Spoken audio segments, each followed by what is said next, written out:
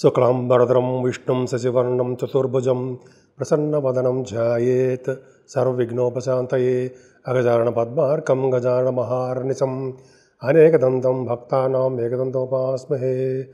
ఓం గం గణపతయే నమః. ఓం శ్రీమాత్రే నమః. ఓం శ్రీ గురుభ్యో నమః. మా ఆది ఆస్ట్రాలజీ చూస్తున్నటువంటి మీ అందరికీ అలాగే ఫారిన్ కంట్రీస్లో కూడా ఉంటూ నా వీడియోస్ చూస్తూ నాకు ఫోన్ చేస్తూ ఉన్నటువంటి మీ అందరికీ కూడా పేరు పేరున నా హృదయపూర్వక నమస్కారాలు. నా పేరు వాడిరావు ఆదినారాయణరావు శర్మ. సిఎంఏ అండి. సిఎంఏ అంటే cost and management accountant qualified. అలాగే ఎంఏ అస్ట్రాలజీ అండ్ వాస్తు కూడా ఉందండి. 2 క్వాలిఫికేషన్స్ ఉన్నాయి, ప్రొఫెషనల్ క్వాలిఫికేషన్స్ ఇవి. అంతేకాకుండా నా సెల్ నెంబర్ 7075389589 7075389589. మీకు మీ జాతకాలు చూపించుకోవాలనుకుంటే ఈ కింద నెంబర్కి ఫోన్ చేయండి. మీ date of birth, time of birth, place of birth ఈ 3 ఉంటే సరిపోతుందండి. ముఖ్యంగా పెళ్ళిళ్ళు కాని వాళ్ళకి కానీ, ఉద్యోగాలు రాలేకపోతే వాళ్ళకి కానీ, ఏ విధమైన సమస్యలు ఉన్నా సరే వాటిని మనం చక్కటి పరిష్కార మార్గాలు కూడా సూచిస్తానండి. నేను కేపీ అస్ట్రాలజీ సిస్టమ్ ప్రకారం కూడా నేను చూస్తూ ఉంటాను. అంతేకాకుండా మీరు నా వీడియోస్ నచ్చితే లైక్ చేయండి, షేర్ చేయండి, సబ్స్క్రైబ్ చేయండి. ఇప్పుడు మనం సెప్టెంబర్ నెల 1వ తారీఖు నుంచి 30వ తారీఖు వరకు కూడా 12 రాశుల వారికి ఎలా ఉండబోతుందో ఇప్పుడు మనం తెలుసుకుందాం. కన్యారాశి వారికి ఈ సెప్టెంబర్ నెల మొత్తం కూడా చాలా అద్భుతంగా ఉందండి. ముఖ్యంగా ఏంటంటే మీ రాశిలో ఉన్నటువంటి కుజుడు మారిపోతున్నాడు 13 నుంచే. మారిపోవడం వల్ల ఏంటి? మారిపోతాడా పారిపోతున్నాడా? 2 కూడా. ఎందుకంటే పారిపోలేండి, ఆయన మారుతాడంతే. కాకపోతే అంటే శనీశ్వరుడి నుంచి తప్పించుకుంటాడు, బయటపడుతున్నాడు. శనీశ్వరుడిని తప్పించుకోవడం ఏంటి అంటారు కదా, దెబ్బలు తగ్గడము, హ్యాపీయెస్ట్ పర్సన్గా లేకపోవడము, చికాకులు, గొడవలు, ఎప్పుడు ఏదో ప్రాబ్లమ్స్ ఉండడము, మనశ్శాంతి లేకుండా ఉండడము జరుగుతుంది. కొన్ని 1 మంత్ 40 డేస్, 1 మంత్ 2 మంత్స్ నుంచి అలా ఉంది మీకు. కానీ ఇప్పుడు ఆ బాధలు ఉండవు అని చెప్తున్నా. బుధుడితో కలిసినటువంటి రవి వచ్చేస్తాడు కదండి.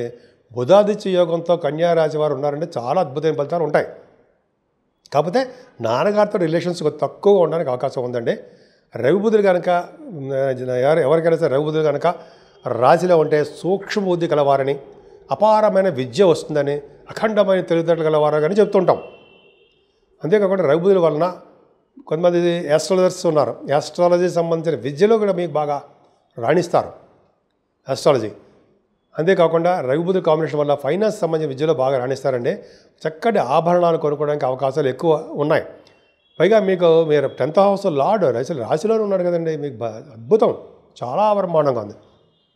అంతేకాకుండా ఫైనాన్షియల్గా ఎప్పుడు ఏ పరిస్థితులను ఇబ్బంది పడరు.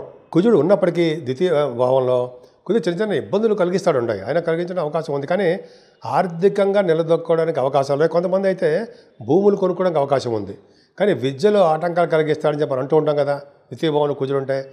కానీ గురుదృష్టి వల్ల విద్యలో ఆటంకాలు కూడా ఏముండవు, సన్మానాలు కూడా జరుగుతాయి, ఆభరణాలు కొనుక్కుంటారు.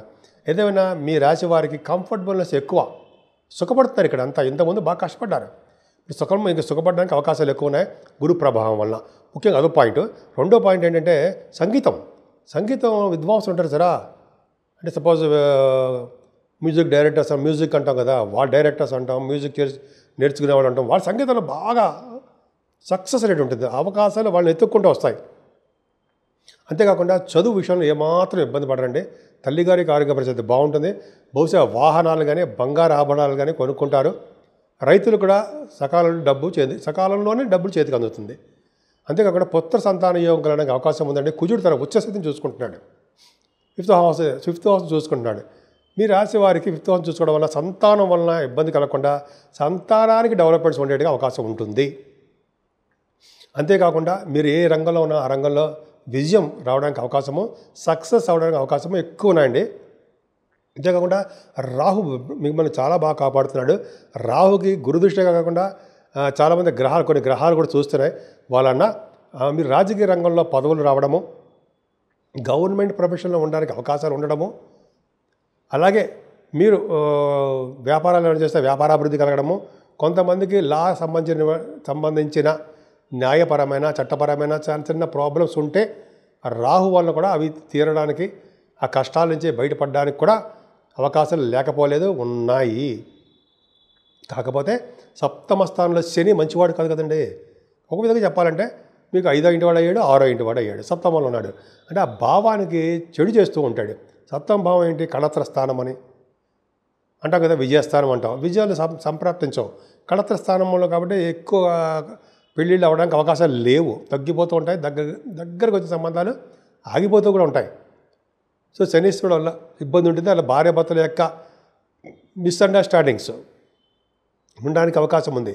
ఎయిత్ హౌస్ కూడా చూసుకున్నాడు కదా, చక్కటి ఆరోగ్యవంతులుగా ఉండడము, సేవగా జనం ఉండడానికి అవకాశం ఉంది. కానీ శని ప్రభావం అన్న వ్యాపారాల్లో చిన్న ఆటంకాలు కలగడానికే అవకాశాలు ఉన్నాయండి. కానీ 9th హౌస్ లార్డ్ శుక్రుడు మీకు 12వ భావంలో ఉన్నాడు. అంటే 15 సెప్టెంబర్ నుంచి మీకు విదేశ పర్యటన బాగా చేయబోతున్నారు. అక్కడ మాట్లాడదు అప్పుడు చెప్తున్నాం కదా, అదొకటి ఇంపార్టెంట్ అండి. పైగా తీర్థయాత్రలు కూడా చేయబోతున్నారు. గురువుగారితోటి పీఠాధిపతులతో వెళ్తారు.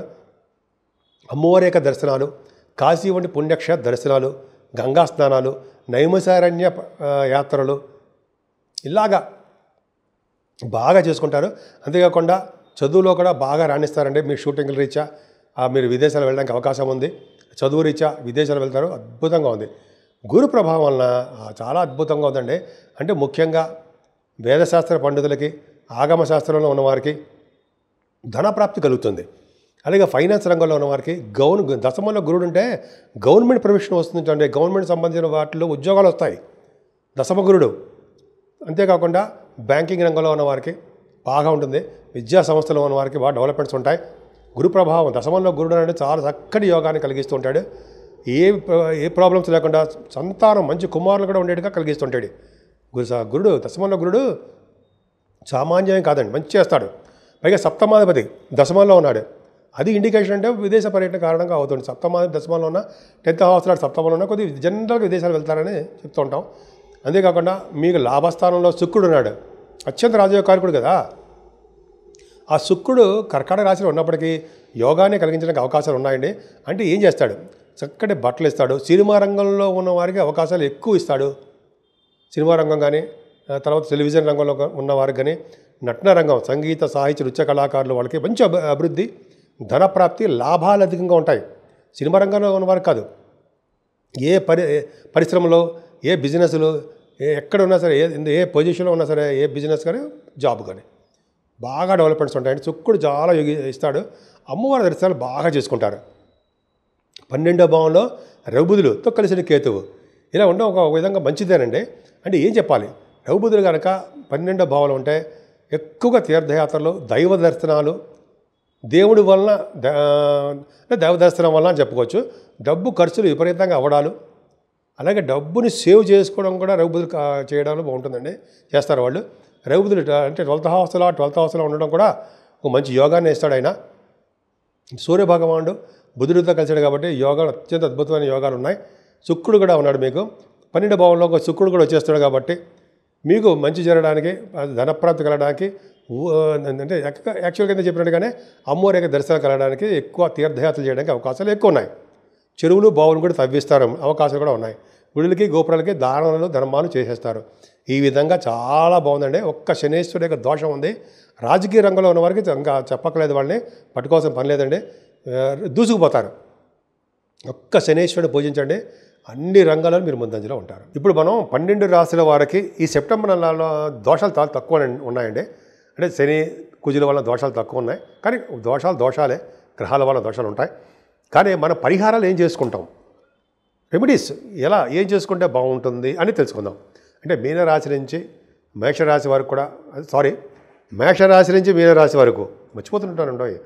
మేషరాశి నుంచి మీనరాశి వరకు కూడా పరిహారాలు ఏంటంటే ముఖ్యంగా అండి ఈ నెల 8వ తారీఖుని మహాలయ పక్షాలను వస్తున్నాయి. మహాలయ పక్షాల్లో జనరల్గా పెళ్ళిళ్ళు, శుభకార్యాలు ఇవేమీ చేయరు. అంటే పితృదేవతలకి సంబంధించిన మాసము 15 రోజులు. కాబట్టి ఎవరైతే పితృలకు సంబంధించిన పిండ ప్రదానము, లేకపోతే పితృ దోషాల నిమిత్తము కొన్ని చాలా చేసుకుంటూ ఉంటారు. అటువంటి 15 రోజుల పాటు మన తిథులు వచ్చారనుకోండి, తిథుల ప్రకారము మన ఫాదర్స్ కానీ మదర్స్ కానీ అదే పెద్దవాళ్ళు కానీ కొంతమంది పెద్దవాళ్ళు ఉంటారు కదా, మరణించి గతించిన వాళ్ళు, వాళ్ళకి పిండ ప్రదానం చేయడం వలన వాళ్ళు సంతోషించి, పితృదేవత సంతోషించే కాలం ఇది. సంతోషించి మనల్ని ఆశీర్వదించి, అంటే మనల్ని అంటే ఎవరికైతే ఇలా చేసుకుంటున్నారో అని, అంటే మనందరూ తల్లిదండ్రులు ఉన్నవాళ్ళే మనం, అంటే నేను కాదు మీరని. సో అది ఉన్న వాళ్ళకి, అంటే పితృదోషం ఈ కార్యక్రమాలన్నీ చేసుకునే వారికి పితృదేవతలు సంతోషించి, పితృదేవత గురించి ఒకసారి టాపిక్ చెప్పుకుందామండి. అసలు పితృదేవత అంటే ఎవరు, ఎక్కడ ఉంటారు, అవి మనం ఒకసారి షార్ట్ నేను చెప్పబోతున్నాను. అది ఒక వీడియో కూడా చేద్దాము. పితృదేవతలు యమలోకానికి పక్కనే దక్షిణ భాగంలో ఉంటారండి. అది మనం చెప్పుకుందాం. ఆ పితృదేవత అంటే మన నాన్నగారో మన బాబాయ్లో కాదండి, పితృదేవతలు సపరేట్గా ఉంటారట. వాళ్ళు సంతోషిస్తే చాలండి. వాళ్ళు సంతోషించడం వలన మన కుటుంబం మొత్తం కూడా వృద్ధి అయిపోతూ ఉంటుంది.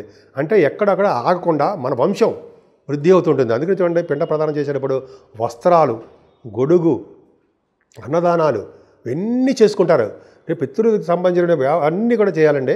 పిండ ప్రదానం చేయాలి. ముఖ్యంగా నదీ తీర ప్రాంతాల్లో కానీ, మర్రి చెట్టు కింద కానీ, గంగా నదీ ప్రవాహం ఉంటుంది కదా, గంగా నది ఒడ్డున కానీ, ఇట్లా కొన్ని మంచి ప్రదేశాలు ఉన్నాయి. అక్కడ చేయలేకపోయినా మనం తీర్థయాత్రలు చేస్తారండి. తీర్థయాత్రలు చేస్తే మరింత పుణ్యం. మన గురుగారు చేస్తారుగా, సెప్టెంబర్ నెలలో వెళ్తారు కదా నైమిసారణ్యంలో గురుగారు చేస్తారండి. అక్కడ వచ్చే పుణ్యం అంతా ఇంత కాదు. ఏది ఇలా చేయడం వల్ల అదొక అదృష్టవంతుడికి వెళ్తారు అక్కడికి. పైగా 7వ తారీఖున కూడా మనకి చంద్రగ్రహణం ఉందండి. చంద్రగ్రహణం ఉన్న రోజుని, ఆ రోజుని మనం పాటించవలసిన నియమాలు పాటిస్తూ ఆ ముందు రోజు కానీ తర్వాత రోజు కానీ దానాలు ఇవ్వడం అంటే, చంద్రుడికి సంబంధించిన అంటే బియ్యము, తెల్లటి వస్త్రాలు, బ్రాహ్మణుడికి దానం ఇవ్వడం, కొంతమంది బంగారం కూడా దానం ఇస్తారు. మేము తీర్థయాత్రలు చేసేటప్పుడు మేము కూడా ఇచ్చేవాడిని, బంగారం దానం ఇవ్వాలి. ఇస్తే అద్భుతమైన ఫలితాలు ఉంటాయని, విష్ణులోక ప్రాప్తి ఉంటుందని చెప్పి చాలామంది ఉంటారు. మన గురుగారు చెప్తుంటారు కదా, ఇక్కడ ఏమాత్రం అవకాశం వదలకండి. అసలు అన్నిటికంటే ముఖ్యం తెలుసా అండి, పరిహారాల కోసం 22వ తారీఖు తర్వాత 22 నుంచి దేవీ నవరాత్రులు వస్తున్నాయి, దసరా పండగలు. ఇంకా చూసుకోండి, ఆ దసరాలో మనం ఎలా ఉంటాం, విపరీతంగా బ్రహ్మాండంగా ఆనందంగా ఉత్సాహంతో దూసుకుపోతూ ఉంటాం. అమ్మవారికి ఆశీస్సులే కదండి. 12 రోజులు కూడా దసరా 10 రోజులు కూడా ఎవరైతే ఎలా అమ్మవారిని నిరవధికంగా పూజిస్తారో, దీక్షగా పూజిస్తారో, బ్రహ్మచర్యం పాటిస్తూ అమ్మవారిని పూజిస్తారో వాళ్ళకి వచ్చే పుణ్యం అంతా ఇంత అంటారా? మనం కొలవగలమా వాళ్ళని, ఆ పుణ్యాన్ని? అమ్మ బాబోయ్, మనం ఇంకోసారి దసరా గురించి చెప్పుకుందామండి. అమ్మవారి యొక్క ప్రభావం ఎలాగ ఉంటుందో. అందుకే అమ్మవారి కుంకుమ పూజ, అమ్మవారికి సంబంధించినటువంటి ఏమంటారంటే మనం చేస్తాం కదా చండీ హోమాలు, అటువంటివి బాగా చేయించుకోండి. ఏమాత్రం అవకాశం ఉన్నా ఆ అవకాశాన్ని ఉపయోగించేసుకోండి. ఉపయోగించుకోవడం వల్ల ఎంతో సంతోషంగా, ఆనందంగా, బ్రహ్మాండంగా కుటుంబం మొత్తం అద్భుతంగా బ్రహ్మాండంగా ఉంటారు.